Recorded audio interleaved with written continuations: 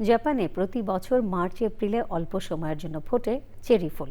এই ফুলের উৎসবে মাতোয়ারা জাপানিদের সাথে সবাই। একে বলা হয়ে থাকে হানামি।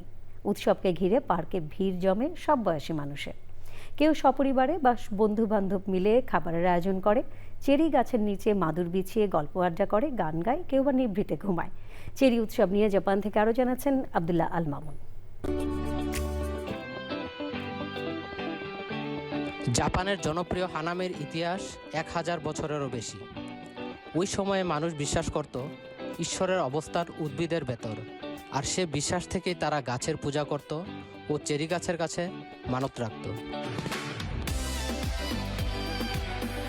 প্রায় 1300 বছর ধরে জাপানিরা এই ফুলটিকে নিয়ে উৎসব পালন করে আসছে, যার মধ্যে অন্যতম হানামি। জাপানি শব্দ হানামির অর্থ ফুল দেখা বা ফুলের সৌন্দর্য উপভোগ করা। অনিন্দ্য সুন্দর এ ফুলের সৌন্দর্য উপভোগ করতে জাপানিরা এ উৎসবের আয়োজন করে। উৎসবের দিনটি জাপানিদের কাছে এক মিলন মেলা। যোগ হয় বিভিন্ন দেশ থেকে আগত বা জাপানে বসবাসরত বিদেশিরাও। জাপানিরা চেরি ফুলের সৌন্দর্য উপভোগের জন্য গাছের নিচে সারাদিন অবস্থান করে।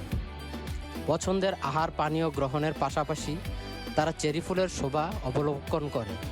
পার্কের মাঠে মেলার মতো স্টল, নানা রকমের খাবারের পসরা সাজিয়ে বসে।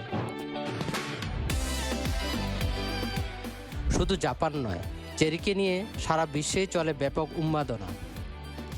নিজেদের জাতীয় ফুল বলে জাপান এক্ষেত্রে এগিয়ে। প্রায় 300 বছর আগে টোকিও শহর নতুন করে নির্মাণের সময় সুপরিকল্পিতভাবে লাগানো হয়েছিল অসংখ্য চেরি গাছ। গড়ে তোলা হয়েছিল চেরি উদ্যান। অতি যত্ন করে লাগানো গাছগুলো প্রতি বসন্তের শোভা ছড়িয়ে প্রতিদান দিয়ে চলেছে। নদীর কিনার ঘেঁষে রূপিত চেরি গাছগুলোর পুষ্পশোভিত শাখা প্রশাখা প্রবাহমান জলের মধ্যে তৈরি করছে প্রতিবিম্ব। Abdul Al Mamun, Channel I, Tokyo, Japan.